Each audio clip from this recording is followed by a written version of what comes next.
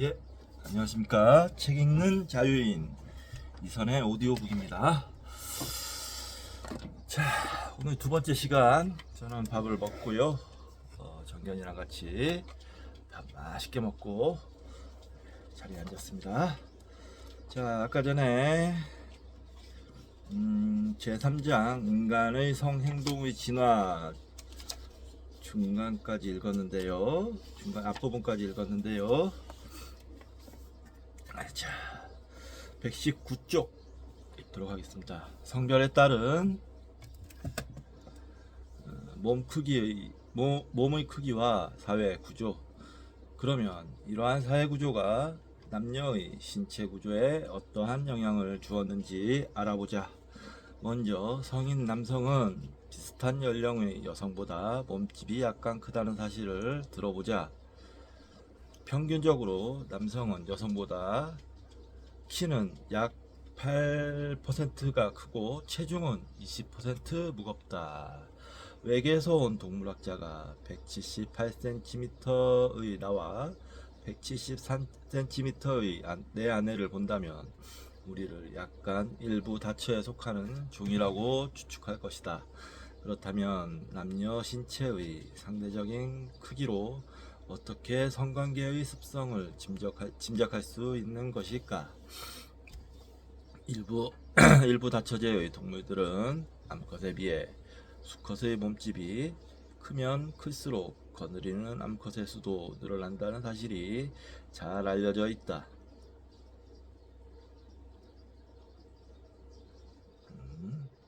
예를 들어 일부 일처제의 긴팔 원숭이는 수컷과 암컷의 몸집이 똑같지만 3마리에서 6마리 정도의 암컷을 거느리는 전형적인 일부 다처형 고릴라의 수컷은 암컷의 약 2배로 크다.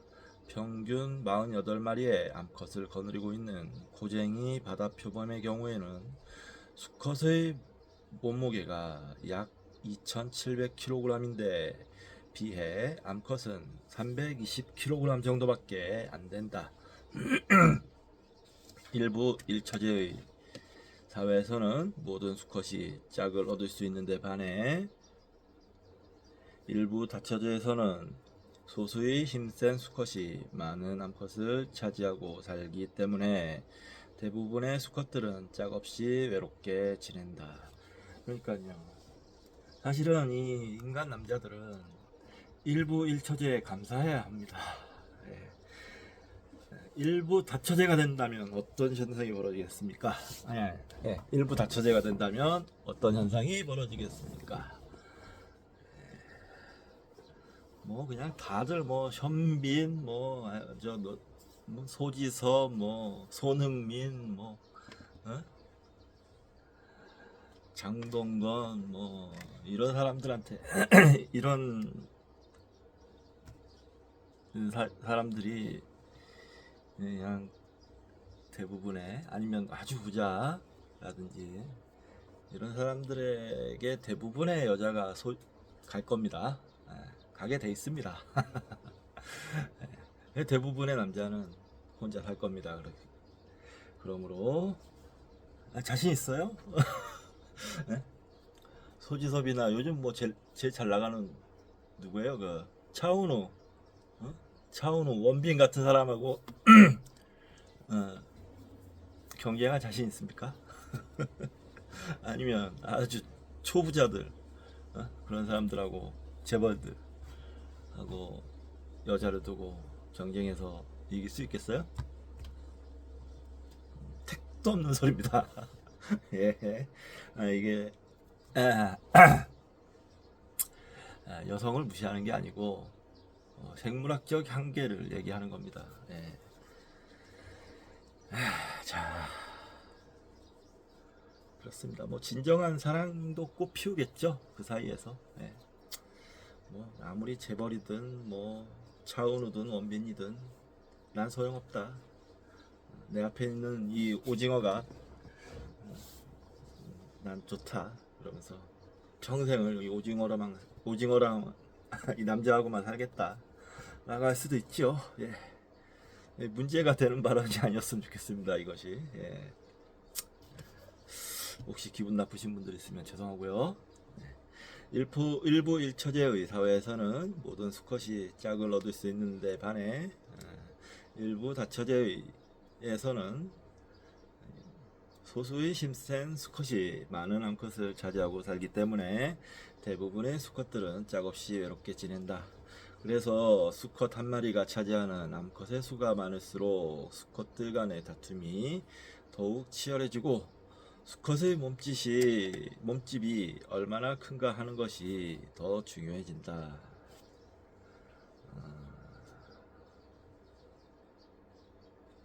보통 몸집이 큰 쪽이 싸움에 유리하기 때문이다. 약간이나마 일부 다처의 경향이 있고 남성 쪽의 몸집이 조금 큰 우리 인간도 이 패턴과 일치한다. 그러나 인류 진화의 어느 시점부터 남성의 신체 크기보다는 지능이나 성격이 더 중요시 되기 시작했다. 그러므로 남자 농구 선수나 씨름 선수가 경마 기수나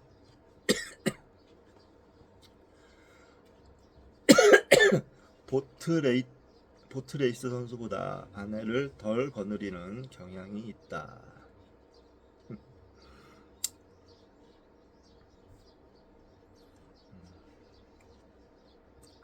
그러니까 제 아까 말씀드린 게 맞죠. 몸집은 이제 외부 활동을 하기 위해서 몸집이 커졌다. 배우자를 둘러싼 경쟁은 일부 일처제보다 일부 다처제를 취하는 종이 훨씬 엄격하기 때문에 후자에서는 몸집 크기 이외에도 수컷과 암컷 간의 분명한 차이가 있다.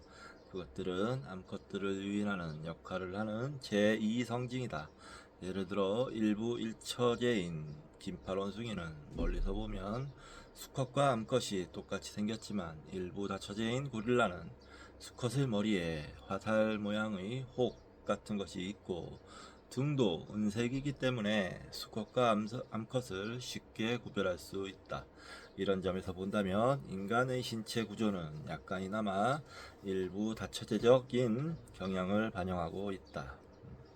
비록 고릴라나 오랑우탄만큼 차이가 있는 건 아니지만 채모나 얼굴의 털, 남성의 커다란 페니스, 첫 임신을 하기 전부터 매우 큰 여성의 유방, 가로 열고 이 점은 영장류 중에서도 독특하다 등으로 두드러진다. 외계에서 동물학자가 온다면 그는 쉽게 남자와 여자를 구분할 수 있을 것이다. 정소와 페니스, 생식기의 구조 역할.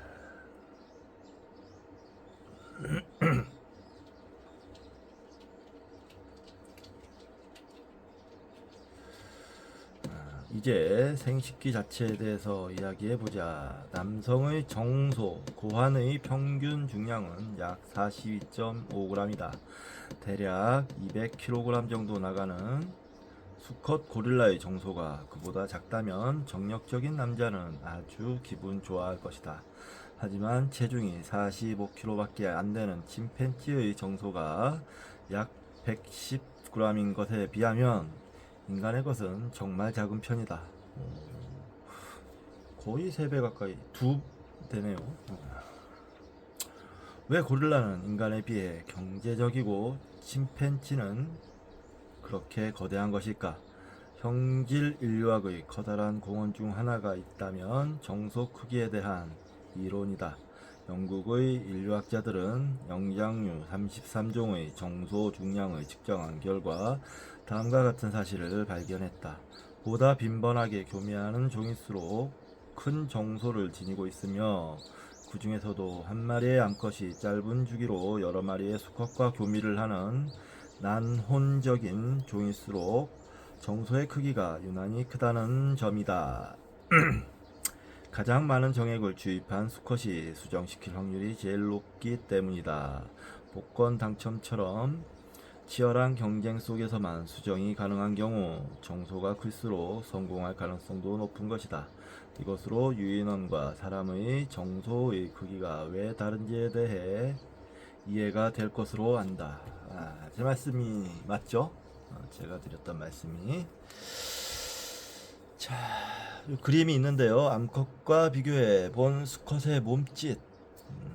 암컷. 침팬지가 확실히 암컷하고 수컷이 비슷하네. 남자가 조금 더 크고 오랑우탄은 훨씬 크고 고릴라는 훨씬 더 크고. 그림 4. 사람과 대형 유인원은 암수의 체중차, 페니스의 길이, 정소의 크기가 크게 다르다. 수컷 기호 원 부분의 크기는 동종 암컷과 비교한 수컷의 상대적인 체중을 나타낸다. 위의 암컷 기호 중 원 부분의 크기가 기준이 되는 암컷의 체중이다. 즉 침팬지의 암수 체중은 그다지 다르지 않다. 사람은 남자가 약간 무겁다. 그러나 오랑우탄이나 고릴라의 수컷은 암컷보다 훨씬 크다. 수컷 기호 화살표 부분의 길이는 상대적인 페니스의 길이를 나타내며 두 개의 작은 원은 체중에 대한 정소의 무게의 상대치를 나타낸다. 사람은 가장 긴 페니스를, 침팬지는 가장 큰 정소를, 오랑우탄과 고릴라는 가장 짧은 페니스와 가장 작은 정소를 각각 가지고 있다.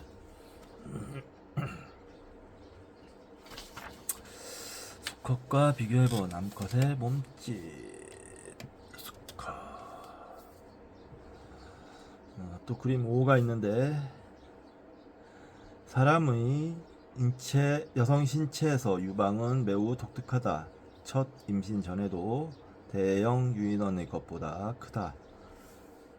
암컷 기호의 원 부분은 동종 수컷의 체중과 비교한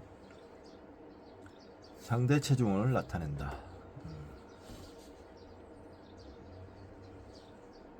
예, 암컷이 다른 침팬지, 오랑우탄, 고릴라에 비해서 사람이 유방이 확실히 큽니다. 한 5배, 10배는 크겠는데요. 5배에서 10배 정도?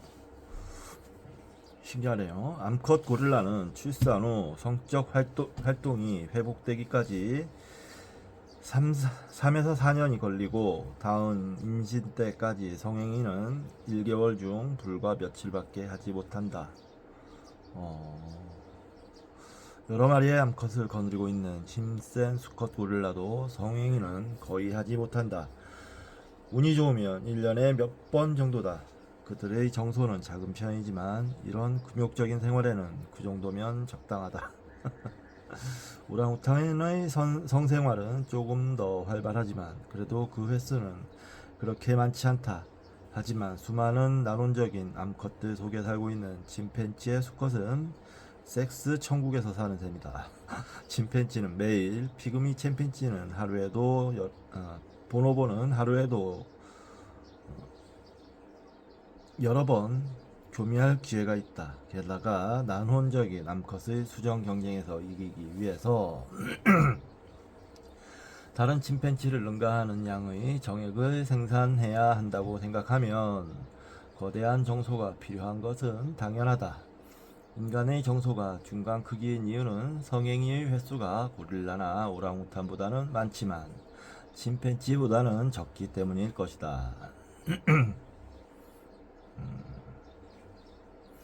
더욱이 생리 중인 여성은 침팬지처럼 여러 남성의 정자 경쟁을 유도하지 않는다. 따라서 영장류의 정소는 앞에서 설명한 교환의 원리와 진화적 손익의 분석 원리를 잘 보여주고 있다. 각각의 종은 나름대로 그들의 역할을 하는데 충분한 크기의 정소를 가지고 있다. 정소가 필요 이상으로 크면 그 외의 조직을 만드는 데 사용해야 할 에너지를 낭비할 뿐 아니라 정소암에 걸릴 확률도 높기 때문에 이룰 곳이 없다.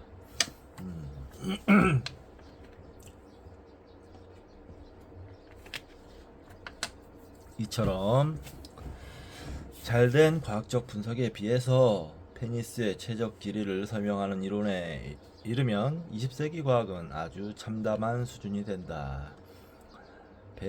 발기한 페니스의 평균 길이는 대략 고릴라가 3.2cm, 오랑우탄이 3.8cm, 침팬지가 7.6cm, 사람이 12.7cm 정도이다. 확실히 사람이 엄청 더 길어요. 눈으로 볼 수 있는 정도도 같은 수준이다.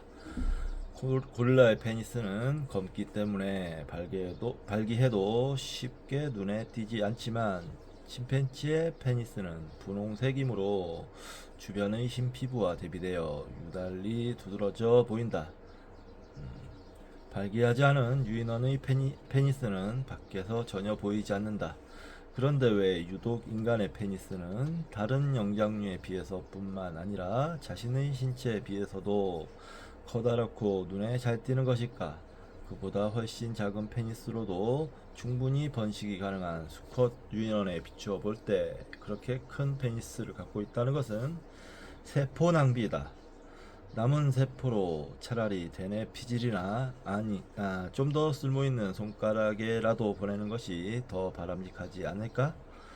이 문제에 대해 생물학자인 친구에게 질문해 보았더니 그는 얼굴과 얼굴을 마주보는 자세, 다양한 체위, 장기간의 성교 등 인간은 성교의 특수성 때문에 긴 페니스가 유리하다고 했다. 그러나 잘 검토해보면 그 말은 틀렸다는 것을 알 수 있다. 얼굴과 얼굴을 보는 자세는 오랑우탄이나 보노보도 좋아하는 자세이고 고릴라도 종종 그 자세를 취한다.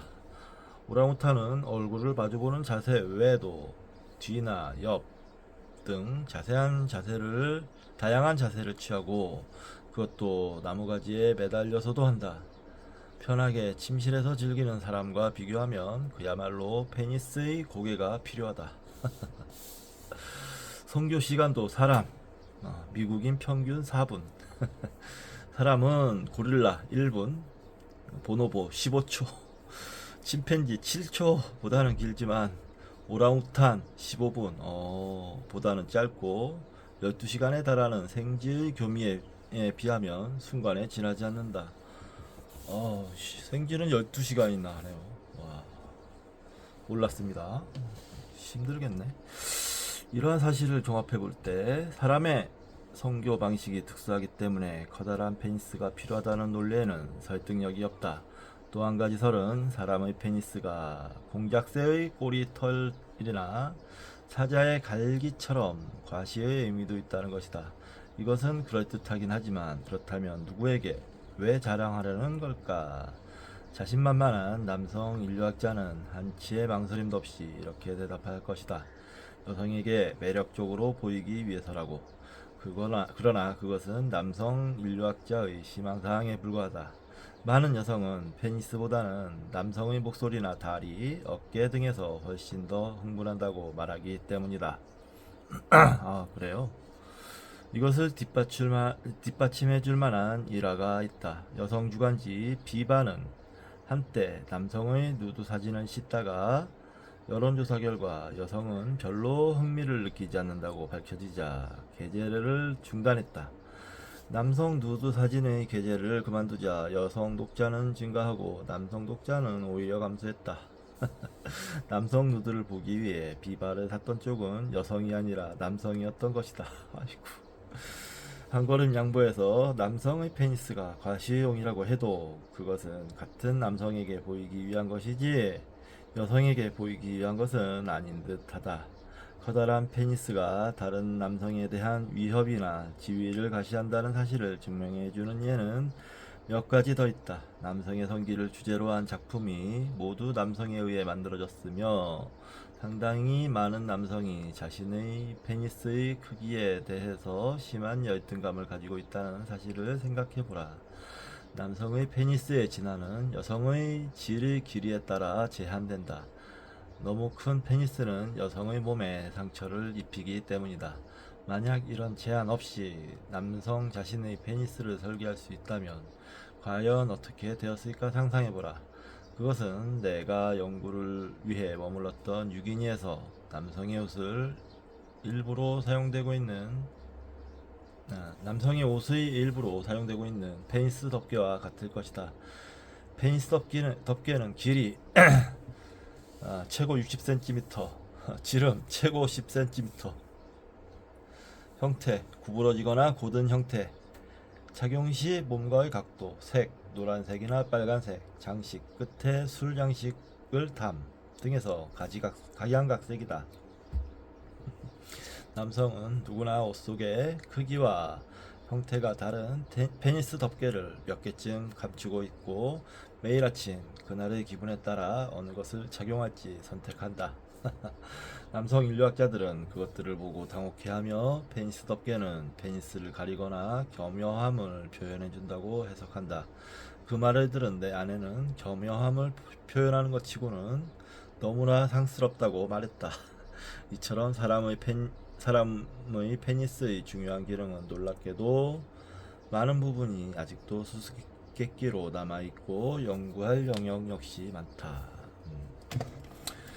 제가 아까 전에 얘기했듯이 지혜를 통과하여 자궁에 깊숙이 침투해가지고 난자와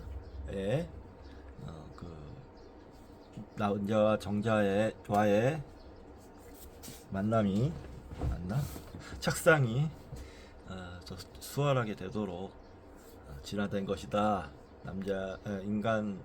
남성의 페니스의 길이가 길어진 것은 이렇게 말했는데 그것 저 책에서 읽은 겁니다. 제 생각이 아니고 다른 책에서 읽은 겁니다. 은밀한 배란과 은밀한 섹스. 세부학에서 생리학 방면으로 눈을 돌리면 인간의 성행위의 패턴은 다른 포유류에 비해 매우 기묘하다. 대부분의 포유류는 성적 활동기가 제한되어 있다. 즉 암컷이 발정기일 때, 다시 말하면 암컷이 배란기를 맞아 수정이 가능할 때 외에는 성적 행동을 하지 못한다. 포유류의 암컷은 배란기 때만 수컷 쪽으로 생식기를 향하고 교미하도록 유혹한다. 배란기가 언제인지 알고 있다고 하겠다. 대부분의 영장류 암컷은 자기가 배란기임을 수컷이 눈치채기 쉽도록 확실하게 표현한다. 질 주위가 부풀어 오르고 몇몇 종은 엉덩이와 가슴이 부풀어 오르며 색도 빨강, 분홍, 파란색 등으로 변한다.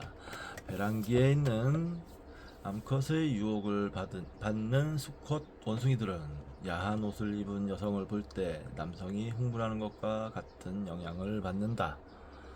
수컷 원숭이는 그 생식기가 빨갛게 부푼 암컷이 옆에 있으면 그렇지 않은 암컷이 옆에 있을 때보다 더 자주 암컷의 엉덩이를 보게 되고 테스토스테론의 수치가 높아지면서 더 자주 교미하려고 하며 삽입 시간도 더 짧아진다. 인간의 성적 주기는 그와는 판이하게 다르다. 여성은 단기간의 발정기에 얽매이지 않고 성적으로 언제나 성교가 가능한 상태에 있다. 사실 여성의 성적 주기에 따라 성교가 가능한 상태의 변화 여부를 조사한 연구는 산처럼 많은데도 불구하고 확실한 해답은 얻을 수 없었고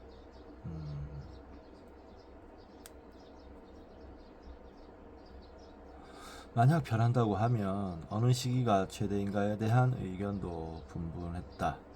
사람의 배란은 은밀하기 때문에 1930년경에야 비로소 배란 시기에 관한 과학적인 정보를 얻었다. 그 이전의 의사들은 여성이 성적 주기 중 아무 때나 임신이 가능하거나 그렇지 않으면 생리 중일 때 가장 임신하기 쉽다고 생각했던 것 같다. 아이고, 여자들은 그렇게 생각하지 않았을 것 같은데요. 알고 있었을 것 같은데. 수컷 원숭이는 주위를 둘러보고 아름답게 부풀어오른 암컷 원숭이를 찾으면 되지만 불행하게도 남성은 주위에 있는 여성 중 누가 배란기에 있으며 임신이 가능한지 전혀 알지 못한다. 여성 자신은 배란기에 수반되는 감각을 어느 정도 느낄 수도 있지만 체온이나 점액의 상태를 측정한다 해도 정확하게 알 수는 없다. 대충 안다는 거겠죠. 그렇죠. 네. 여성은 임신을 하거나 피하기 위해 배란 시기를 알려면 책을 읽고 계산해 봐야 한다. 다른 포유류의 암컷과는 달리 인간은 대담한 성적 수용 본능이 없기 때문에 스스로 배란기를 알 방법이 없는 것이다.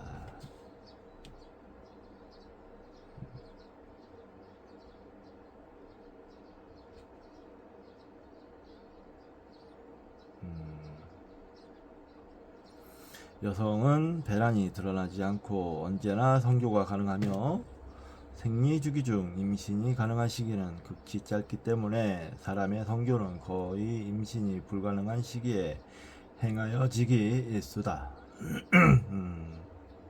게다가 여성의 생리주기는 다른 포유류의 암컷보다 개인차가 훨씬 크다.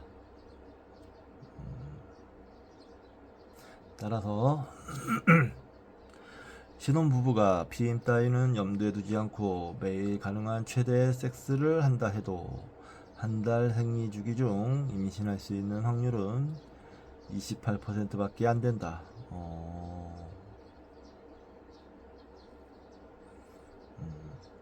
고급 품종의 암소의 임신 확률이 이처럼 낮다면 축산업자는 몹시 난감해할 것이다. 그러나 암소는 단 1회의 인공 수정을 시켜도 75%가 수정된다. 사람에 있어 성교의 주요 생물학적 기능이 무엇이든 간에 수정이 아닌 것만은 분명하다. 수정은 이따금 일어나는 덤에 불과할 뿐이다. 세계의 인구 과잉이 큰 문제가 되고 있는 오늘날 성교의 자연스러운 목적은 임신이므로 주기 피임법만이 유일한 방법인 동시에 올바른 산하 제한법이라는 가톨릭 교회의 주장은 참으로 안타깝다. 그러니까요, 아직까지도 피임을 죄악이라고 여기고 있는 가톨릭 안타깝습니다. 생각을 좀 전환했으면 좋겠는데요. 주기 피임법은 고릴라나 다른 포유류에게는 적합한 방법이지만 사람에게는 합당치 않다. 생물 중에서 사람만이 임신과 상관없이 성교하게 되어 있다. 따라서 주기 피임법은 산하 제한법으로는 부적당하다. 그러니까 이게 문제죠. 원치 않는 임신을 할 확률이 높아지잖아요. 동물에게 교미는 위험한 사치다. 교미를 하는 동안 동물은 귀중한 칼로리를 소비하고 음식물을 모을 기회를 놓치며 자신을 노리는 다른 동물에게 잡아먹히기도 한다. 그렇죠. 또 같은 종이라 해도 세력권을 뺏으려는 라이벌의 표적이 되기도 쉽다. 따라서 교미는 수정하기에 필요한 최소한의 시간 내에 끝내야 한다. 그와 비교하면 사람의 섹스는 수정을 위한 일치고는 시간과 에너지를 지나치게 낭비하므로 진화적 실패라고 할 수밖에 없다.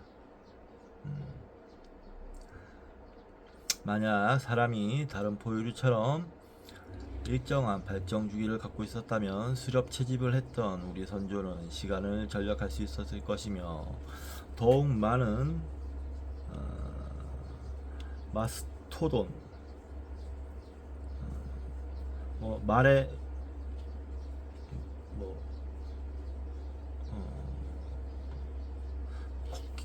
코끼리의 일종이랍니다. 마스토돈을 사냥할 수 있었을 것이다.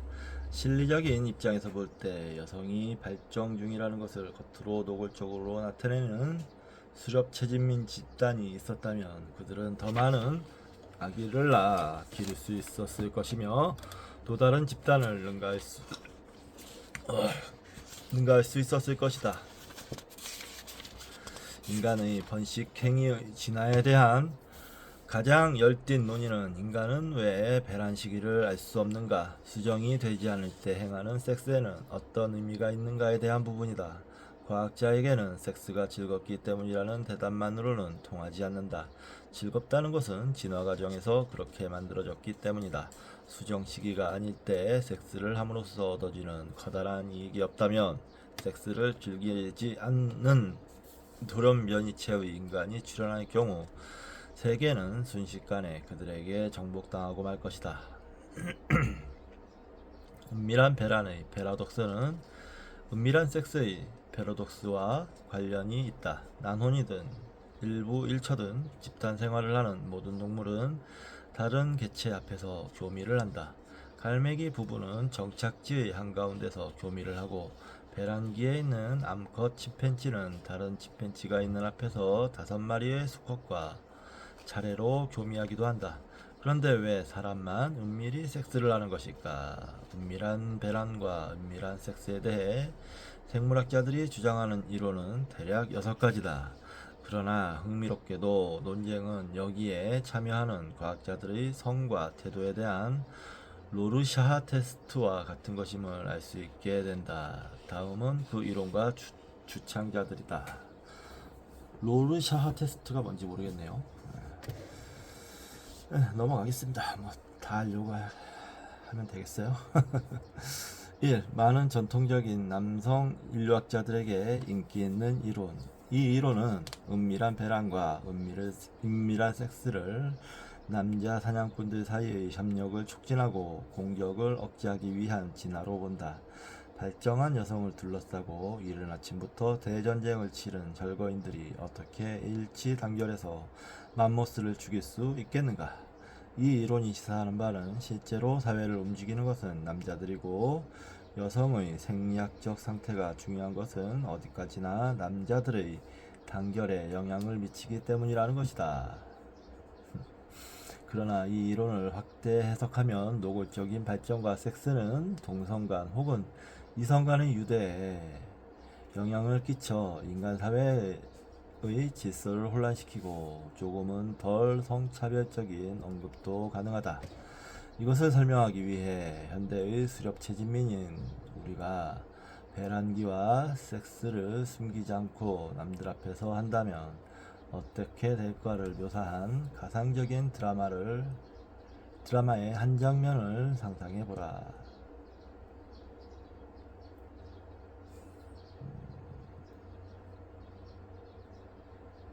등장인물은 보브, 캐럴, 테드, 앨리스, 렐프, 제인 등 6명이다. 이들은 같은 회사에서 일하고 있으며 보브의 부인은 캐럴이며 앨리스의 남편은 테드이다. 또한 캐럴과 테드는 다른 곳에서 일하고 있다. 어느 날 아침 앨리스와 제인은 자신들이 배란기에 임박해 성기가 분홍색을 띠며 성적 수용 상태가 되었음을 자각한다.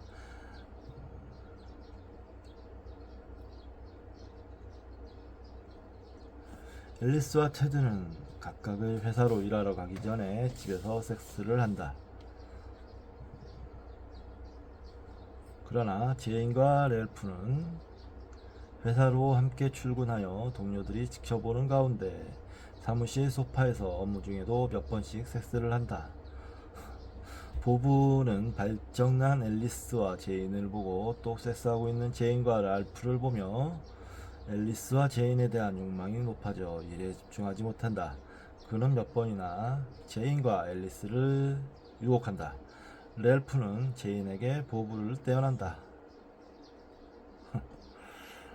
앨리스는 보부를 거부하고 시종 테드에게 충실하지만 이 소란으로 일이 잘 되지 않는다. 한편 다른 회사에 다니는 캐럴은 앨리스와 제인의 정사를 생각하며 하루종일 질투심으로 속이 끓어오른다. 앨리스와 제인은 빨갛게 달아올라 보부에게 매력적으로 보이는데 자신은 그렇지 않다는 사실을 너무나 잘 알고 있기 때문이다. 그 결과 회사에서는 계약이나 계정도 거의 보이질 않는다. 그동안 베란도 섹스도 은밀하게 이루어지는 회사가 번영한다. 결국 보부, 앨리스, 렐프, 제인이라던 회사는 망하고 살아남은 것은 베란과 섹스를 드러내놓고 하지 않는 회사뿐이었다. 이 이야기를 보면 인류 사회의 협력 생동을 촉진하기 위해서 베란과 섹스가 은폐된 것이라는 전통적인 설은 일리가 있다고 생각된다. 문제는 비슷한 수준의 지지를 얻고 있는 설이 이외에도 몇 개가 더 있으므로 그것들에 대해 간단히 살펴보기로 하겠다. 2. 다른 많은 남성 인류학자들에게 인기 있는 이론. 이것은 배란과 섹스가 감춰져 있으면 특정한 남성과 특정한 여성 사이의 유대가 강해져 가족의 기초가 이루어진다는 이론이다. 여성은 성적으로 매력이 있고 수용이 가능하기 때문에 언제라도 남성을 만족시킬 수 있고 그를 구속하며 남성은 자녀 양육에 참여하는 대신 그것을 섹스로 보상해준다는 것이다. 이 주장이야말로 여성이 남성을 행복하게 해주기 위해 진화했다는 실로 성차별적인 발언이다. 또한 이 이론으로는 긴팔 원숭이가 몇 년에 한 번밖에 섹스를 하지 않으면서도 충실하게 일부 일처제를 유지하며 성인 윤리의 거울과 같은 생활을 할 수 있는가 하는 점이 의문이다.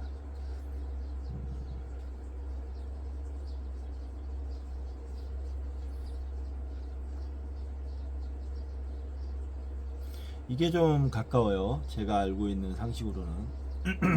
첫 번째보다는 이 두 번째 이론이 그러니까 그 섹스를 남들이 보지 않는 은밀한 곳에서 하는 이유에 가깝습니다. 일부 일처제를 유지하기 위해서라는 거. 자, 3. 조금 더 현대적인 남성 인류학자의 이론.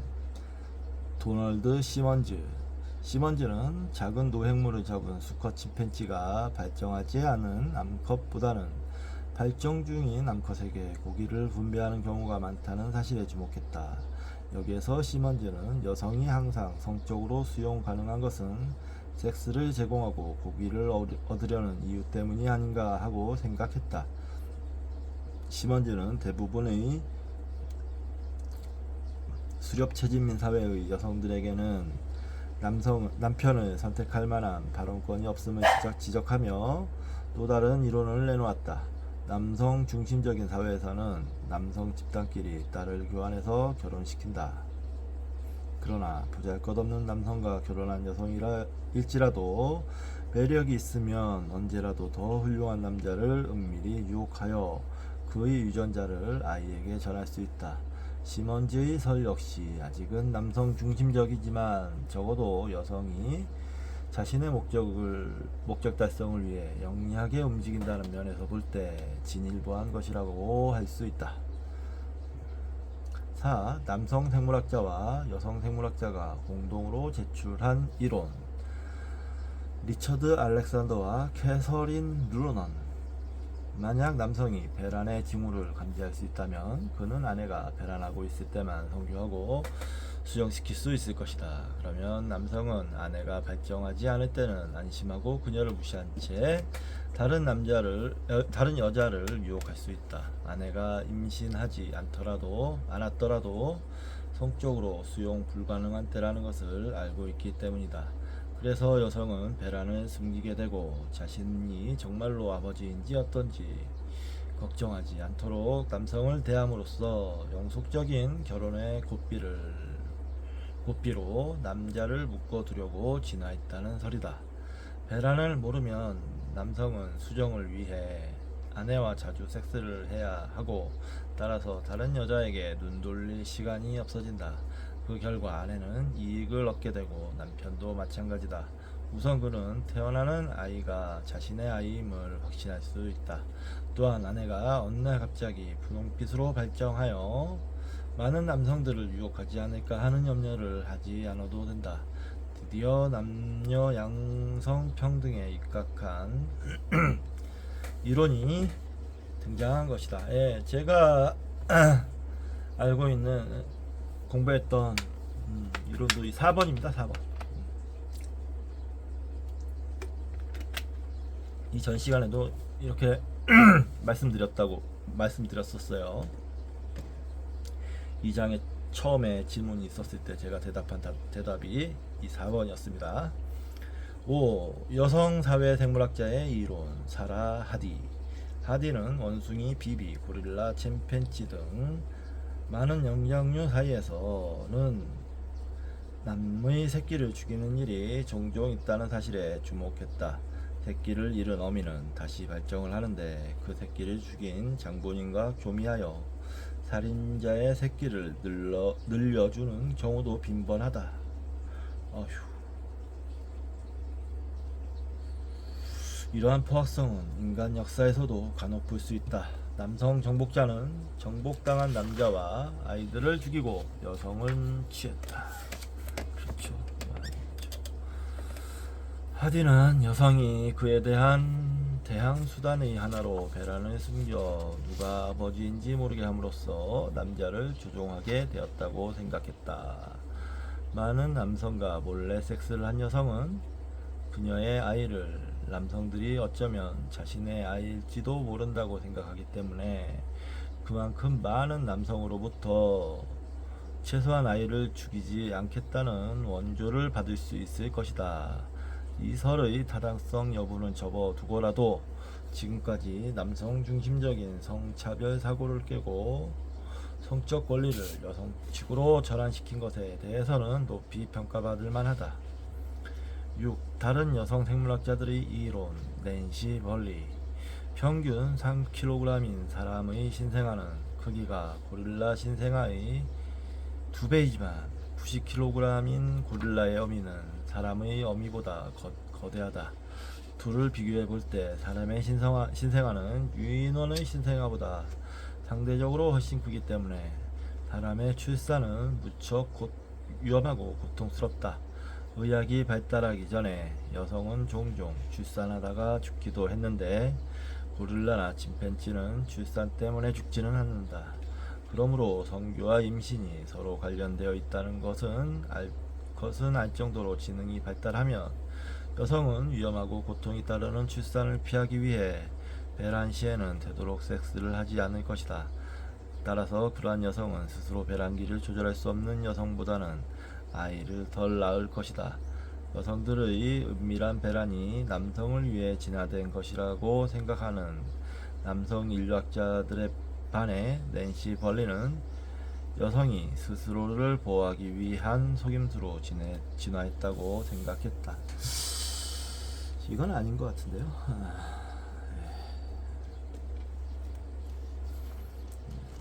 그것보다 더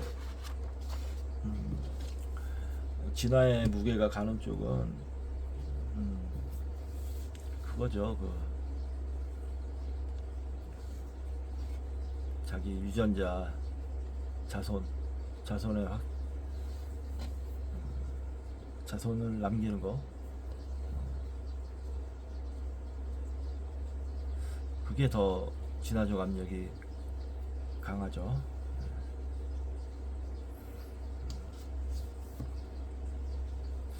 자손을 남기는 뭐 너무 여성적으로만 생각한 것 같아요. 6번은 자, 과거의 요인, 현재의 요인, 배란기 은폐의 진화에 대한 앞의 이론들 중 어느 것이 가장 올바른 것일까?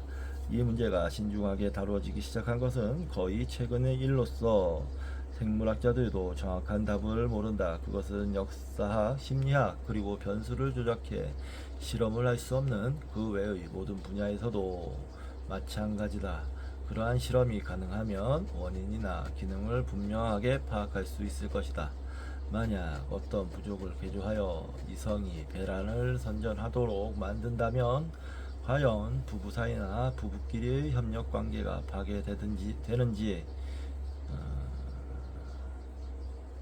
그리고 그 지식을 이용해서 여성이 임신을 피하려 드는지 알 수 있을 것이다. 그러나 우리는 그런 실험을 할 수 없으므로 배란이 은폐되지 않았다면 오늘날 인간의 사회가 어떻게 달라졌을지 알 길이 없다. 오늘날 우리 앞에서 일어나고 있는 일의 의미를 결정하는 일조차 이토록 어렵다면 사라져 가버린 과거의 의미를 해석하기란 더더욱 어려울 것이다.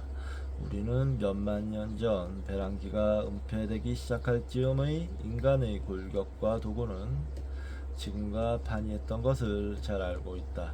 아마 배란기 은폐의 기능과 함께 사람의 성행동 역시 지금과는 꽤 달랐을 테고, 따라서 그것을 지금 다시 묘사하는 것은 무리 일는지도 모른다.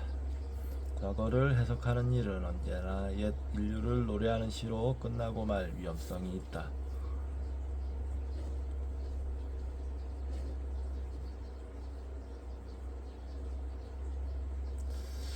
몇몇 뼈의 화석으로 추측하여 생각해낸 설은 로르샤하 테스트, 가로 열고 잉크 얼룩 같은 무늬를 자유롭게 해석하여 진단하는 성격 검사 가로 닫고 처럼 개인적인 선입관을 다분히 포함하고 있을지도 모르며 과거에 대한 확실한 해석과는 걸맞지 않을 수도 있다.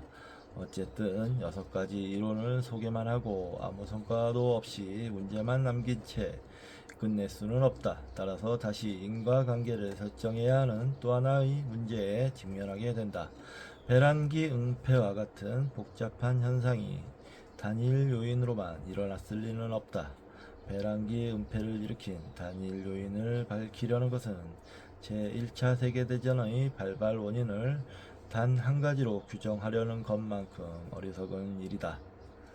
예, 익히 알다시피 1900년부터 1904년에 걸친 시기에는 전쟁을 향한 독립적인 요소와 평화를 향한 독립적인 요소 몇몇이 공존했다. 여러가지 힘의 총체가 전쟁 쪽으로 기울어지자 마침내 전쟁이 일어났던 것이다. 그렇다고 해서 극단적으로 생각하는 모든 요인들의 리스크를 늘어놓는 것도 바람직스럽지 못하다. 6가지 이론에 포함되는 리스트를 정리하는 제1단계로서 우선 다음 사항을 알고 있어야 한다. 과거에 인간의 성행동을 특수한 것으로 진화시켰던 요인이 무엇이었든 그 요인을 지지하는 어떤 힘이 현재까지 작용하고 있지 않는 한 그것은 더 이상 존재하지 않을지도 모른다는 것이다. 또 최초의 진화 요인은 현재 그것을 유지시키고 있는 요인과는 다른 것이었는지도 모른다.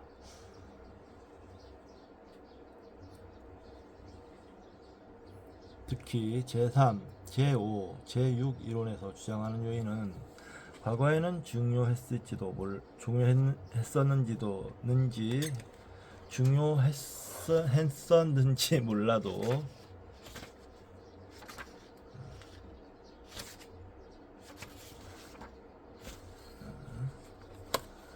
현재까지 그렇다고는 단정할 수 없다. 음식이나 자원을 획득하기 위하여 그리고 많은 남성으로 하여금 자녀 양육비를 부담시키기 위해 섹스를 이용하고 있는 여성은 오늘날엔 거의 없다. 최초의 역할이었다고 할 수도 있겠지만 그렇다고 해도 어차피 옛 인류를 노래하는 시에 불과하다. 그러므로 현재 배란이 드러나지 않고 타인의 눈을 피해서 빈번히 섹스를 하는 이유를 이해하는 정도에서 그치기로 하자. 적어도 그 점에 관해서는 우리 자신들을 들여다보고 다른 동물과 비교하여 검토할 수 있으니 말이다. 제1, 2, 4 이론에서 주장하는 요인은 현재까지도 작용하고 있고 인간의 사회 구조에 관한 수수께끼의 해답이 되기도 한다. 즉, 자신의 아이, 유전자를 보존시키려면 남성과 여성은 오랜 시간 동안 협력해서 자식을 양육해야 하며 동시에 가까이 살고 있는 다른 부부들과도 경제적으로 협력하지 않으면 안 되기 때문이다. 성관계를 가지면 성관계가 없이 일상적으로 만나는 남녀 사이보다 유대가 강해지는 것은 확실하다. 배란이 되어 있고 성적으로 항상 수용할 수 있으면 번식뿐만이 아니라 사회적인 유대로서의 섹스의 새로운 기능이 촉진된다. 새로운이란 포유류의 기준에 따른 것이다. 이 기능은 제1, 이론에서처럼 전통적인 남성 중심 사고에서 거론되는 것도 성에 사로잡힌 남성에 대해서 냉철한 계산만 하는 여성이 쥐어주는 뇌물도 아니다. 오히려 양성 모두의 요구에서 발생한 것이다.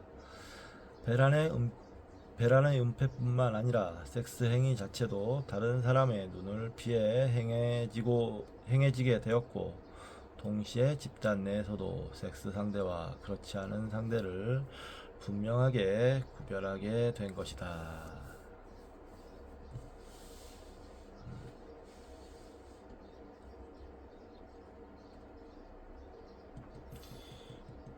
긴팔 원숭이 부부가 거의 섹스를 하지 않으면서도 일부 일처제를 유지하고 있는 이유는 간단하다. 긴팔 원숭이 부부는 최소한의 사회적 교제밖에 하지 않으며 경제적으로도 다른 부부와 의존관계가 없기 때문이다. 남성의 정소의 크기도 인간의 사회 구조와 같이 특수성을 반영하고 있는 것 같다. 인간은 종종 즐기기 위해 섹스를 하기 때문에 남성의 정소는 고릴라보다 크다. 그러나 일부 일처제를 유지하고 있기 때문에 침팬지 것보다는 작다. 남성의 큰 페니스는 어쩌면 사자의 갈기나 여성의 부푼 유방처럼 임의적인 성적 과시의 심벌로 지나간 것인지도 모른다.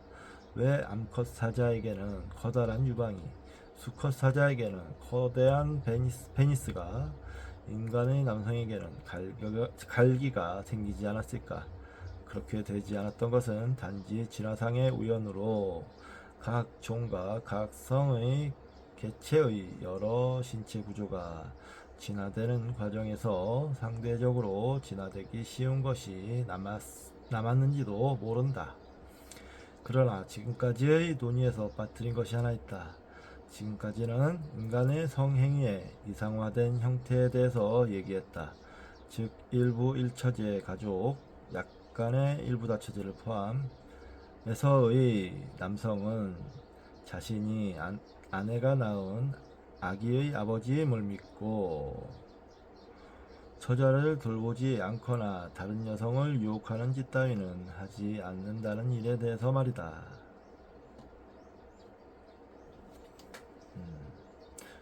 그러한 이상적인 자세에 대해 논의를 정당화하자면 비비나 침팬지보다는 인간이 훨씬 이상형에 가까운 것이 사실이다. 그러나 이상은 어디까지나 이론에 지나지 않는다는 것 또한 사실이다. 규칙이 있는 한 사회에서 위반에 따르는 벌보다 위반으로 얻는 이익이 더 크다고 판단된다는 규칙을 지키지 않을 가능성이 크다. 따라서 문제는 양적인 것이 된다.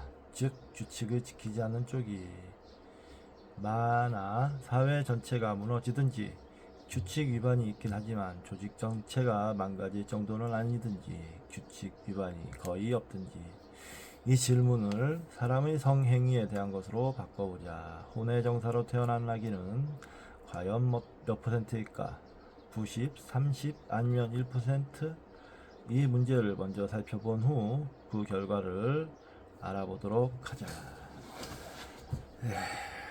제가 좀 더 덧붙이고 아는 바를 좀 더 덧붙이면, 일부 일처제가 이렇게 이루어짐으로써 인간 사회가 비로소 이제 발전의 뭐랄까 발판을 마련했다고 해야 될까요? 있다고 보고 있더라고요. 진화 생물학자들의 경우는. 왜냐하면 이제 남성이 일부 일처제를 하면서 낳은 자녀들에 대해서 자기의 자식이라고 확신을 갖게 되면서 자기가 갖고 있는 지식이나 노하우, 생존 방식 이런 거를 물려주게 되었다는 거죠. 그런 지식들이 그렇게 축적이 되면서 인간이 비로소 문명을 이루고 살 수 있을 만큼 발전해 나갔다. 라는 설이 있더라고요. 예, 저는 그게 굉장히 합리적이다라고 생각했어요. 예, 종합적으로 맞아 떨어진다. 예, 잠시 쉬었다가 계속 읽도록 하겠습니다. 4장인데요. 네, 쉬었다 하겠습니다.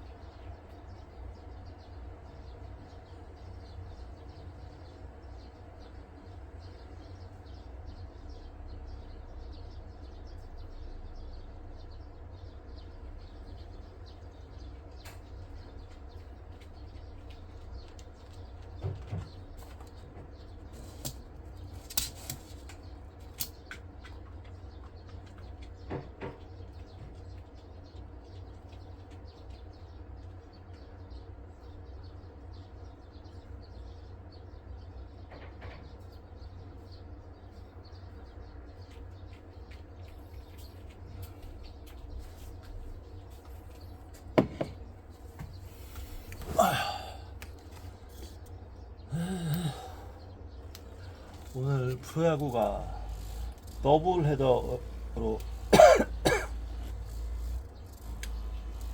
예정이 되어 있는데 저는 책을 조금만 더 읽고 정견이를 데리고 산책을 하면서 야구를 좀 보고 오도록 해야 될 것 같습니다. 더블 헤더니까 오후 저녁 때는 필사를 좀 해야 될 것 같아요. 필사를 하고 야구가 끝나면 또 책을 좀 보고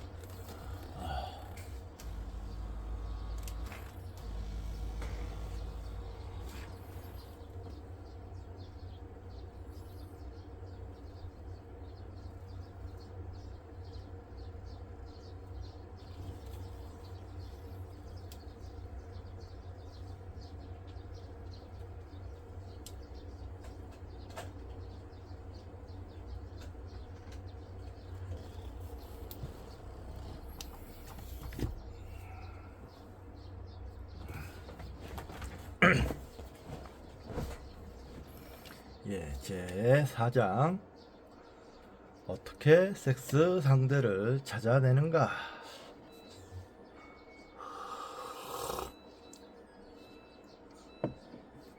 사람은 자신의 부모나 형제 자매와 닮은 사람과 결혼하려는 경향이 있다. 우리들은 어렸을 때부터 이미 장래의 섹스 상대의 이상형을 만들기 시작하는데, 그 이미지는 가장 자주 만나는 이성에게서 크게 영향을 받는다. 나논에서 좋은 상대 고르기로. 중국인, 스웨덴인, 피지인과 같이 겉모습은 다를지라도 아름다움이나 성적 매력 등 전 세계적으로 통용되는 기준이라는 것이 도대체 있는 것일까? 없다면 결혼 상대에 대한 기호는 유전적으로 전해지는 것일까? 그렇지 않으면 사회의 다른 구성원들을 보면서 자연스럽게 흉내를 내며 익히게 된 것일까?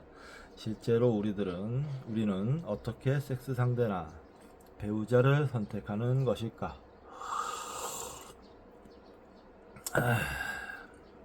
이 문제가 사람이라는 종의 진화 과정에서 새롭게 발생했다는 사실에 놀랄 수도 있다.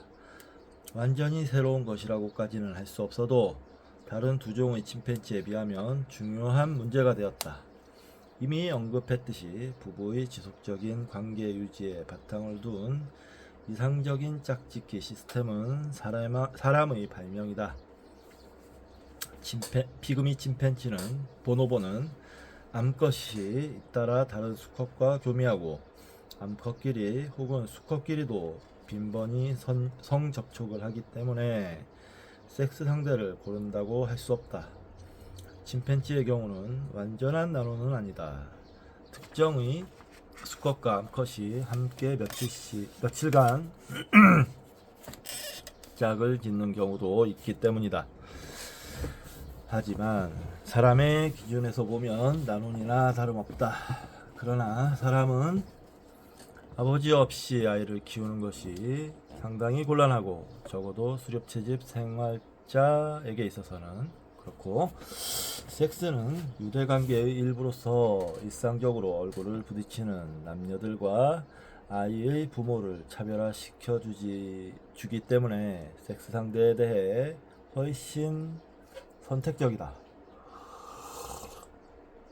배우자나 섹스 상대를 선택하는 것은 사람이 새롭게 발명한 것이라기보다는 면목상 일부 일처로서 배우자와 장기적인 관계를 유지하는 다른 많은 동물들의 습성을 닮은 것이라고 할 수 있다.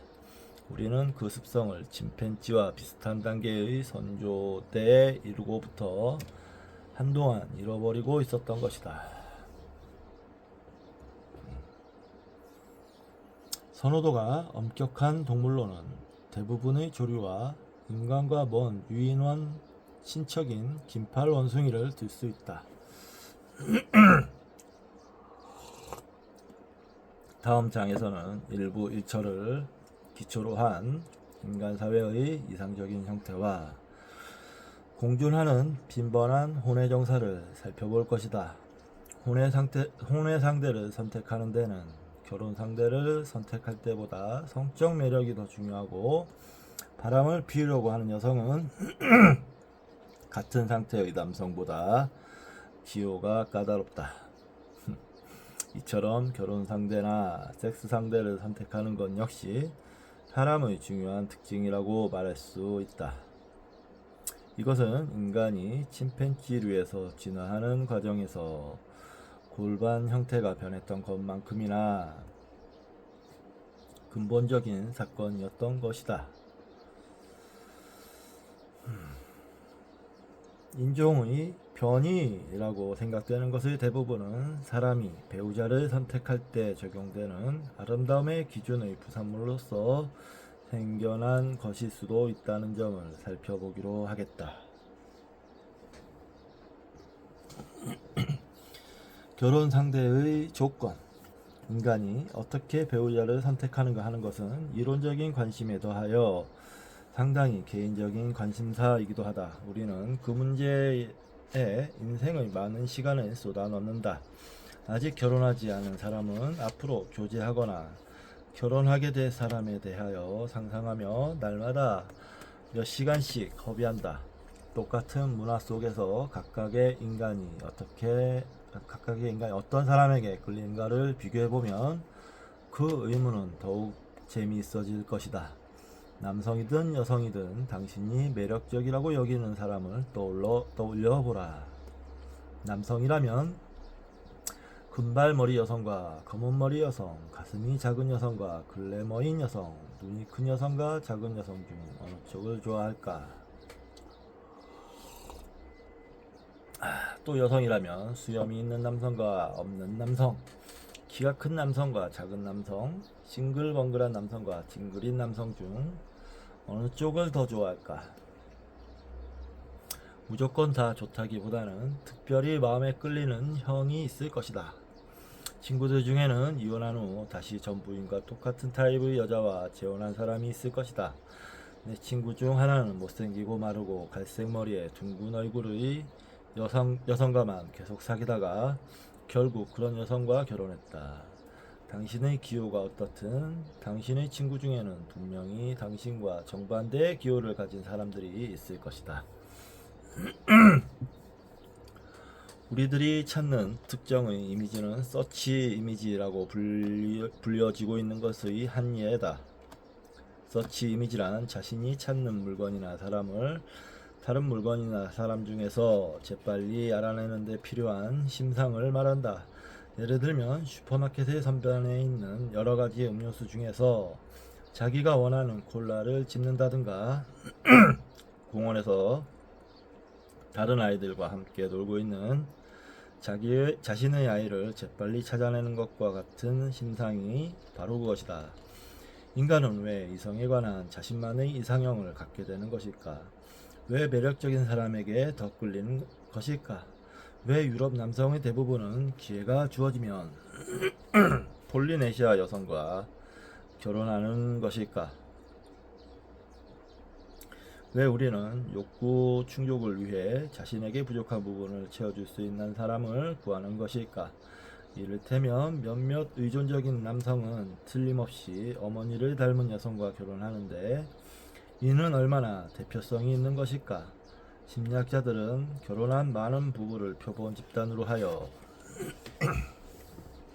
육체적 특징이나 그 외의 성질 등 생각할 수 있는 범위의 모든 것을 측정함으로써 사람들이 어떤 사람과 결혼하는가를 조사해왔다.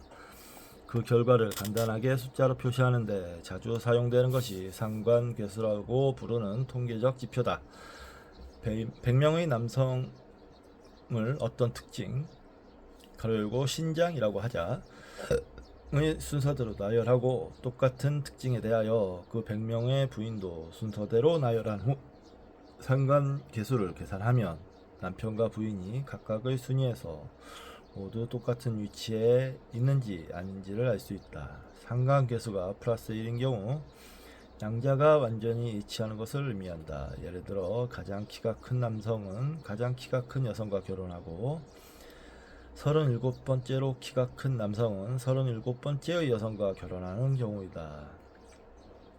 상관계수가 마이너스 1인 경우는 그와 완전히 반대다.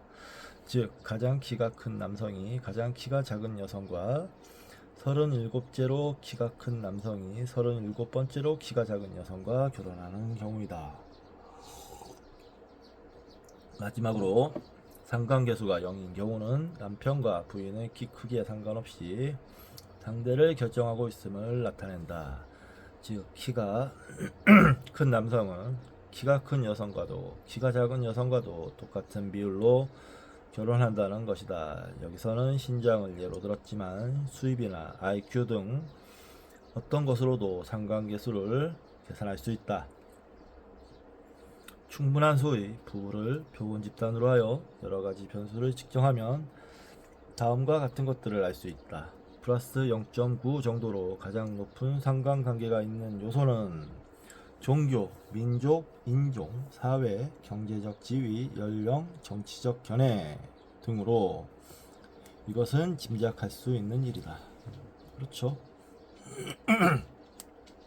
다른 말로 하면 대체로 종교, 민족 등이 같은 사람들이 부부가 된다는 것이다.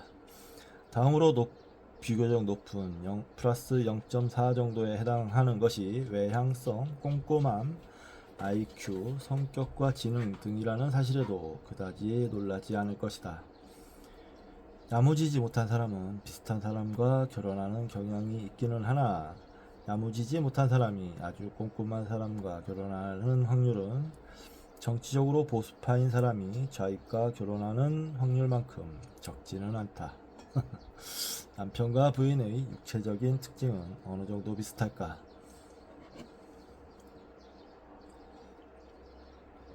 그 답은 당신 눈에 너무나 멋진 한 쌍으로 보이는 모습과는 약간 다르다. 우리들이 결혼 상대를 선택할 때는 품평회에서 개나 경주나 소를 선택할 때처럼 상대의 몸을 주의 깊게 품평하지는 않기 때문이다. 그러나 전혀 품평하지 않는다는 것은 아니다. 충분한 수의 부부를 조사해 최종적으로 얻은 결과는 상당히 단순했다. 평균적으로 남편과 부인은 육체적 특징에서 거의 차이가 없으며 통계적으로 상당히 닮은 경향이 있다. 이상적인 사람에 대한 질문을 받았을 때 즉시 떠오르는 신장, 체중, 머리카락색, 피부색 등의 특징은 대개 일정하다. 그러나 완벽한 섹스 파트너의 특징으로 즉시 떠올리지 못하는 다양한 다른 특징 역시 놀랄 만큼 일정하다. 그러한 특징으로는 코의 크기, 귓불의 길이, 중지의 길이, 손목의 크기, 눈과 눈 사이의 거리, 그리고 폐활량 등이 있다.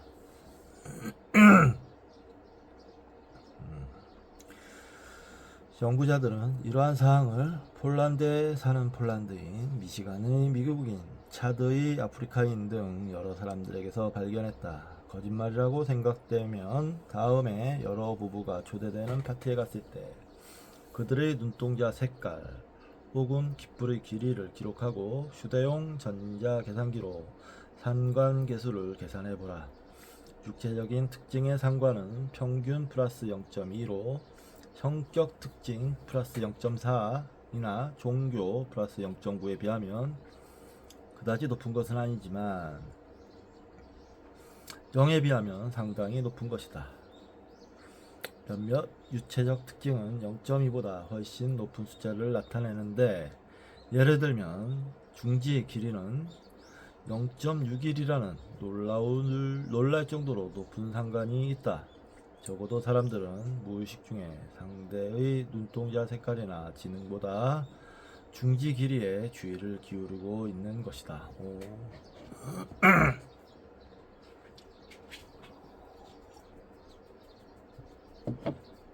중지 길이. 저랑 비슷하신 분 있나요? 네. 이성의 부모, 섹스 상대의 이상형. 결론부터 말하면 사람은 닮은 사람끼리 결혼한다는 것이다. 그러한 결과는 지리적으로 가깝기 때문에 나온 것일 수도 있다. 인간 사회는 사회, 경제적, 종교적, 민족적으로 닮은 사람들이 이웃에 살고 있는 경향이 있다. 예를 들면 아메리카의 대도시에는 부자와 가난한 사람이 살고 있고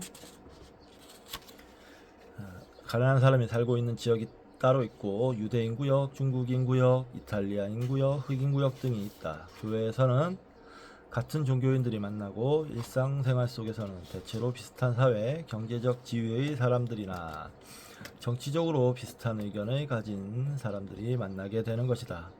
이러한 관계 때문에 자신과 닮지 않은 사람보다 닮은 사람을 만나는 기회가 더 많고 따라서 당연히 종교, 사회, 경제적 지위 등이 비슷한 사람과 결혼하게 되기 쉽다. 그러나 귓불의 길이가 똑같은 사람끼리 모여 살고 있는 것은 아니기 때문에 부부가 그런 점까지 닮았다면 그 이유는 다른 데서 찾지 않으면 안 된다. 닮은 사람끼리 결혼하게 되는 또 하나의 중요한 이유는 결혼을 단지 좋아서 하는 것만이 아니라 일종의 협상으로 생각하기 때문이다.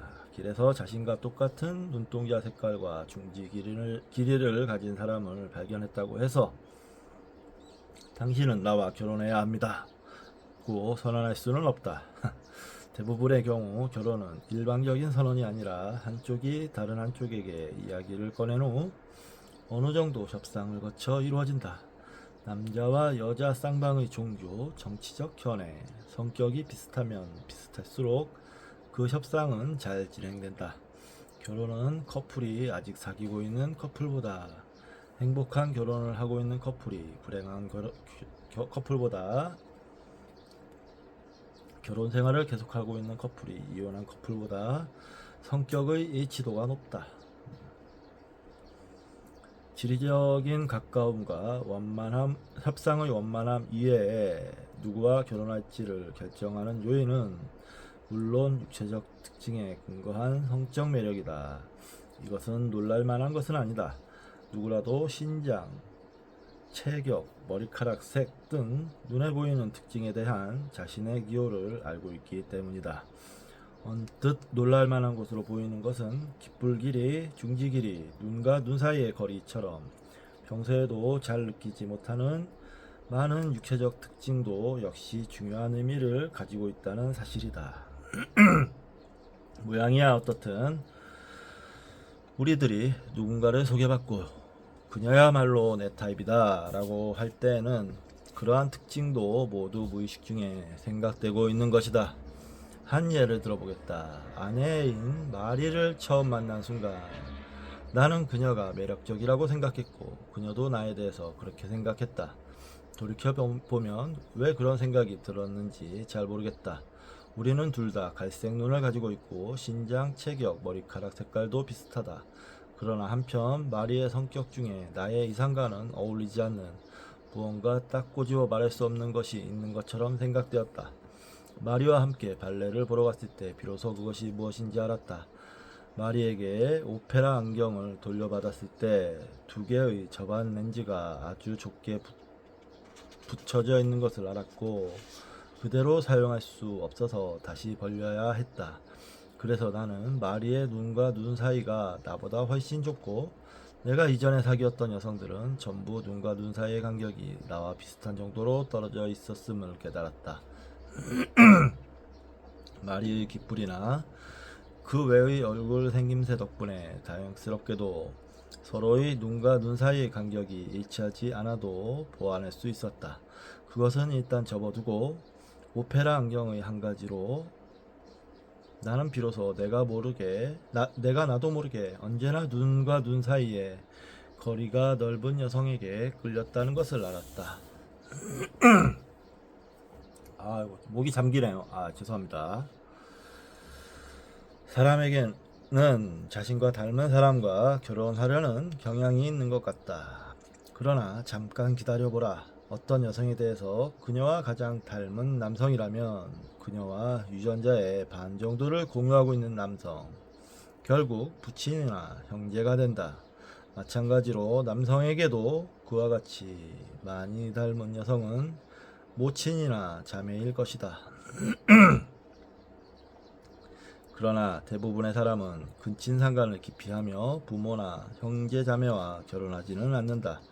내가 말하고 싶은 것은 사람은 자신의 부모나 형제 자매와 닮은 사람과 결혼하려는 경향이 있다는 것이다. 우리들은 어릴 때부터 이미 장래의 섹스 파트너의 이상형을 만들기 시작했는데 그 이미지는 가장 자주 만나는 이성에게서 크게 영향을 받기 때문이다.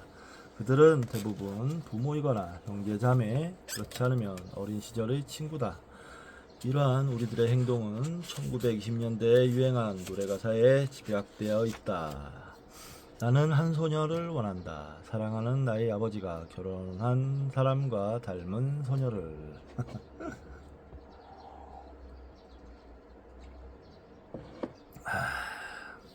오동통하고 붉은 머리 이론.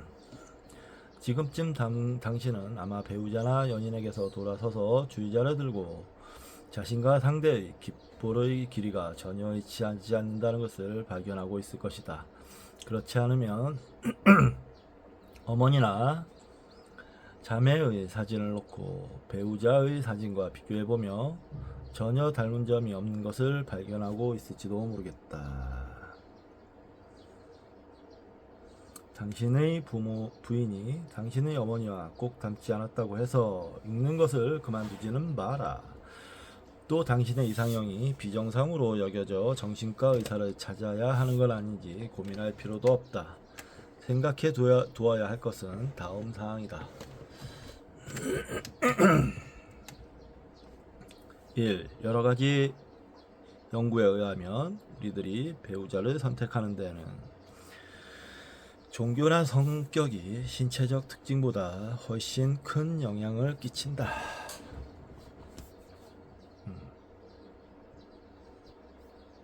나 역시 신체적 특징은 조금 영향을 주는데 지나지 않는다고 생각한다. 사실 나는 신체적 특징의 상관관계는 배우자보다는 하룻밤의 섹스 파트너 쪽이 더 높다고 생각한다. 하룻밤 상대인 경우는 종교나 정치적 견해 등을 생각하지 않고 육체적 매력만으로 선택할 수 있기 때문이다. 그러나 이 예측은 아직 검증되지는 않았다. 2. 당신의 이상형은 어른이 되기까지 자주 만났던 어떤 이성의 영향도 받는다는 점을 기억해두라. 여기에는 부모와 형제 자매 외에 어릴 적 친구도 포함된다. 당신의 배우자는 어머니가 아니라 어릴 적 이웃에 살았던 아이와 닮았을지도 모른다.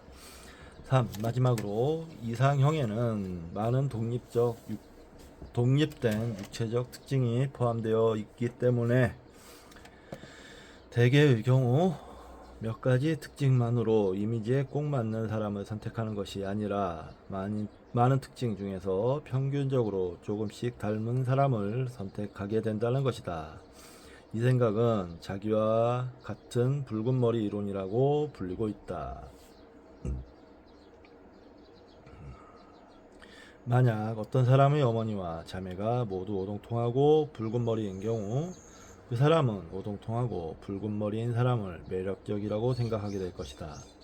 그러나 붉은 머리가 비교적 드문 데다가 오동통하고 붉은 머리는 더욱 드물다. 게다가 단지 하룻밤에 그치는 섹스 파트너라면 몇 가지 다른 육체적 특징을 눈여겨보겠지만 부인을 선택하는 것이라면 자녀나 정치, 돈에 관한 견해까지 고려하게 된다. 그 결과 오동통하고 붉은 머리 어머니의 아들들 중에서 소수의 운 좋은 몇 명만이 오동통하고 붉은 머리의 여자를 발견할 수 있다. 나머지 사람들의 일부는 오동통하지만 붉은 머리가 아닌 여자나 오동통하지는 않지만 붉은 머리인 여자로 만족하게 되고 거의 대부분은 오동통하지도 않고 검은 머리인 여자로 낙찰하게 되는 것이다. 나의 이론이 스스로 배우자를 결정하는 사회에만 해당되지 않는가 하고 반론하는 사람도 있을지도 모르겠다. 인도나 중국 사람들을 생각해보면 그것은 20세기의 미국이나 유럽에서만 볼 수 있는 특수한 관례인 것을 알 수 있다.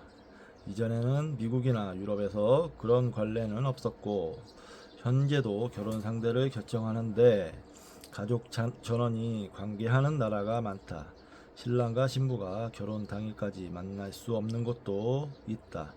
그러한 결혼에 어떻게 나의 논의를 적용할 수 있겠는가? 물론 법률적으로 인정한 결혼만을 이야기한다면 나의 논의는 적용될 수 없다. 그러나 혼외 정사 파트너의 선택에는 들어맞는데 미국이나 영국의 혈액형 연구에서 밝혀진 것처럼 그러한 교섭으로 적지 않은 수의 아이가 태어난다. 여성이 남편감을 결정하는 것이 가능한 사회인데도 혼외 정사로 태어난 아이가 그렇게 많다면 여성이 혼외 정사로밖에 자신의 선호도를 표현할 수 없는 사회에서는 혼외 정사로 태어난 아이의 수가 더욱 많아지지 않을까 하는 염려가 된다. 이상형은 유전인가 학습인가? 피지인은 스웨덴인보다 피지인을 더 좋아하고 그 반대도 역시 그렇다는 식의 이야기가 아니다. 우리의 이상형은 더욱 독특하다. 그러나 이러한 생각에 대해서도 여전히 의문이 남는다. 어머니와 닮은 사람을 찾게 되는 것은 유전적으로 물려받은 것일까? 아니면 학습의 결과일까? 누이나 모르는 여자와 섹스할 기회를 가지게 되었다면 물론 누이나 사촌과의 섹스는 거부하겠지만 육촌과 모르는 여자 중에서 육촌이 나와 닮았다는 이유로 육촌을 선택할까? 뭔 뜻이?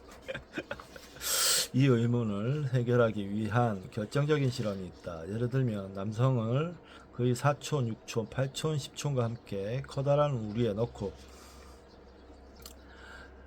각각의 여성과 몇 회씩 섹스하는가를 기록한다. 많은 남성과 여성을 그 실험 대상으로 삼는다. 하지만 유감스럽게도 인간에게 그러한 실험을 하는 것은 불가능하다. 그러나 다른 몇 종류의 동물들에게 이 실험을 하여 재미있는 결과를 얻을 수 있었다.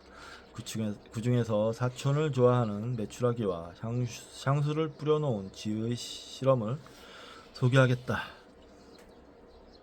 우리와 가까운 침팬지는 상대를 가리지 않기 때문에 실험할 수 없다.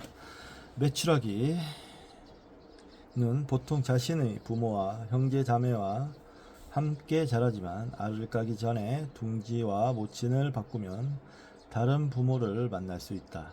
그러면 바뀐 메추라기는 각자 형제와 함께 다른 부모에 의해 길러진다. 같이 부화한 새끼들과 함께 자라긴 하지만 그들 사이에 유전적 관계는 없다. 수컷 메추라기를 두 마리의 암컷과 함께 우리에 넣고 어느 암컷과 더 많은 시간을 보내며 교미하는가를 관찰하여 수컷 메추라기의 선호도를 조사했다. 처음 보는 암컷들 가로 열고 그중 몇 마리는 부화되기 전에 헤어진 친척이지만 중에서 어느 암컷을 선택하는가를 비교했더니 흥미롭네요. 수컷 메추라기는 팔촌이나 전혀 혈통관계가 없는 암컷보다 사촌을 좋아했다. 또 누이보다 사촌을 더 좋아했다. 분명히 수컷 메추라기는 함께 자란 자매나 어미의 외모를 알고 그것과 아주 닮기는 했지만 지나치게 많이 닮지 않은 상대를 선택한 것이다.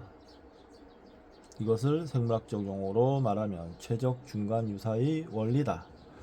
인생의 다른 여러 가지 것과 마찬가지로 동계교배는 최소한 나쁘지는 않을 것이다. 그러나 약간이지 너무 가까우면 안 된다. 예를 들면 전혀 친척 관계가 없는 암컷들과 함께 자란 수컷은 함께 자란 암컷보다 완전히 모르는 암컷 쪽을 더 좋아하는 것이다. 가로 열고 이 경우 가짜 자매는 약간의 근친상간이 아니라 상당한 근친상간이 되기 때문에 가로 닫고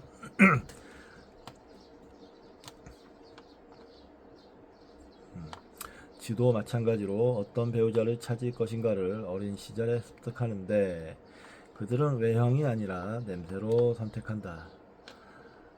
파마 바이올릿 가로 열고 향기 짙은 오랑캐 꽃의 일종 향기를 뿌려놓은 부모 밑에서 성장한 암컷 쥐는 어른이 된 후에도 아무 냄새도 없는 수컷보다 파마 바이올릿 향수를 뿌린 수컷을 좋아한다.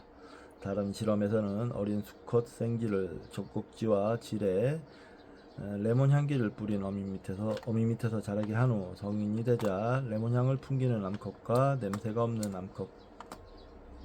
암컷과 우리에 넣었다. 이러한 실험을 비디오로 녹화해 몇 번이나 돌려보고 안에서 일어나고 있는 중요한 사건을 기록했다. 그 결과 레몬 향이 있는 어미에게서 길러진 수컷은 아무 냄새도 없는 암컷보다 레몬 향이 있는 암컷한테 훨씬 빨리 사정했지만 냄새가 없는 모친에게서 길러진 수컷과는 반대의 현상을 보였다.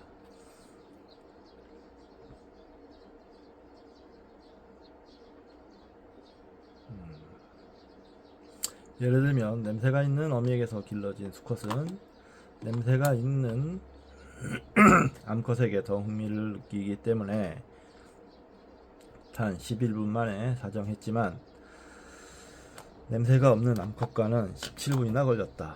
그러나 냄새가 없는 어미에게서 길러진 수컷은 냄새가 있는 상대와 선형까지 17분 이상이나 걸렸으나 냄새가 없는 상대에게는 단 12분밖에 걸리지 않았다. 분명히 수컷들은 어미의 냄새 또는 냄새가 없는 것에 의해 성적으로 흥분되도록 합습된 것으로 유전은 아니다. 근친상간의 터부 매출학이나 쥐와 생쥐에 대한 실험들은 무엇을 나타내는 것일까? 그 의미는 확실하다. 이들 동물들은 어른이 될 때까지 양친과 형제자매를 인식하도록 학습되고 양친이나 형제자매는 아니지만 그와 상당히 많이 닮은 이성의 개체를 배우자로 찾게끔 짜여져 있다는 것이다. 예를 들면 생쥐의 일반적인 이미지는 유전적으로 물려받았을지도 모르지만 어떤 생쥐가 아름답고 좋은가라는 특정한 이상형은 확실하게 학습된 것이다.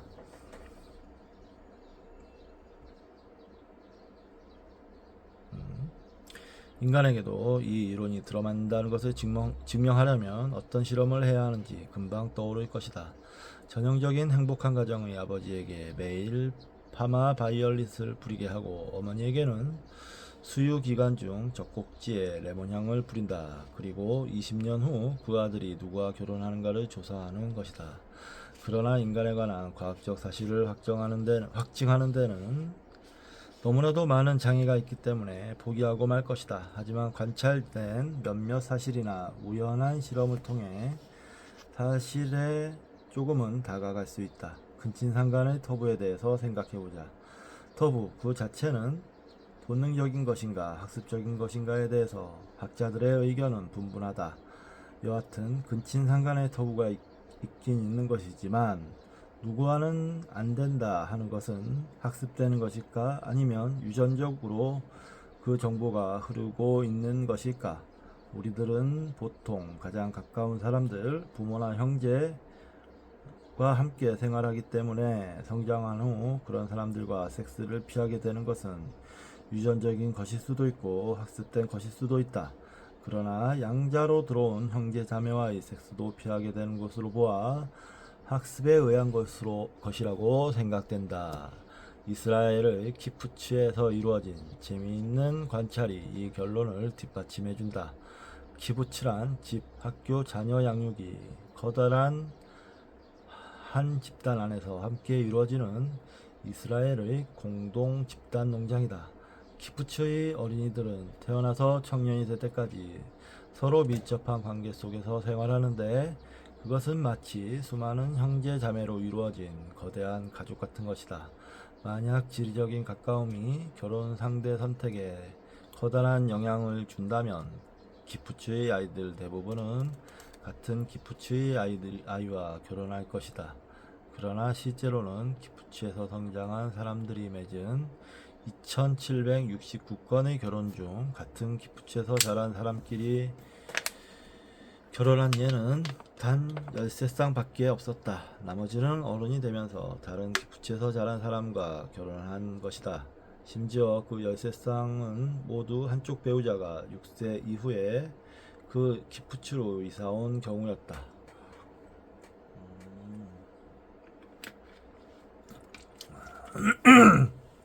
학습되는 것이군요. 그러니까 태어날 때부터 함께 길러진 아이들끼리 결혼하지 않을 뿐 아니라 청년기 이후 이성 관계를 갖는 사람도 전혀 없었다.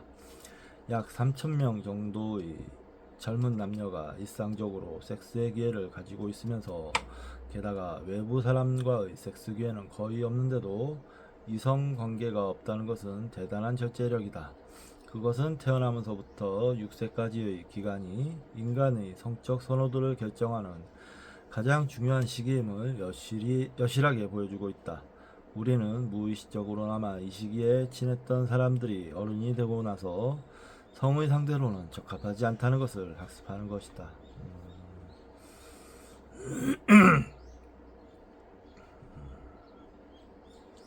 우리들은 또 누구를 피해야 하는가 뿐 아니라 누구를 찾아야 하는가 하는 이미지의 일부도 학습하는 것 같다. 예를 들면 내 친구 중 100% 중국인인 여성은 우연찮게도 백인 지역에서 자랐다. 어른이 된 후 중국인 남성이 많은 지역으로 이사해 중국인과 백인 남성 모두와 데이트를 했는데 결국 그녀가 끌리는 쪽은 백인 남성임을 깨달았다. 그녀는 2번 결혼했고 2번 다 상대는 백인이었다. 그녀는 자신의 경험을 염두에 두고 다른 중국인 여자친구로부터 각각 자란 배경을 들어보았다. 그 결과 누구에게나 청년 시기 이후 백인, 중국인 상대와 사귀는 기회가 모두 충분히 있었음에도 불구하고 백인이 많은 곳에서 자란 친구는 백인과 결혼하고 중국인이 많은 지역에서 자란 친구는 중국인과 결혼한다는 것을 알았다. 그러므로 우리가 어른이 되기까지 함께한 사람들은 배우자 상대로는 적당하지 않더라도 일단은 우리의 미의 기준과 이상형을 형성하는 역할을 하고 있는 것이다.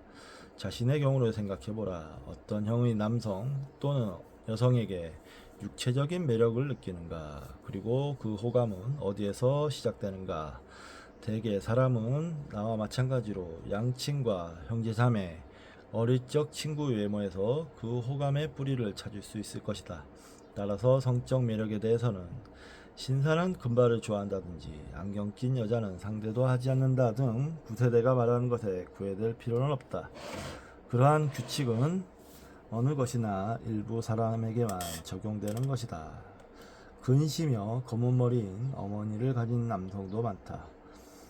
나와 내 아내도 검은 머리에 안경을 썼고 우리들의 양친도 똑같은 모양을 하고 있지만 다행스럽게도 아름다움은 보는 사람의 눈에 따라 달라지는 것이다. 여기까지가 4장이었습니다. 재밌었어요. 정신없이 읽었습니다. 저는 이제 야구할 시간이 됐네요. 요거 체크할 거가 하나 있는데 체크하고 다음 시간에 저는 정견이하고 바람도 좀 새고 갔다 와서 피싸 하나를 하도록 하겠습니다. 예.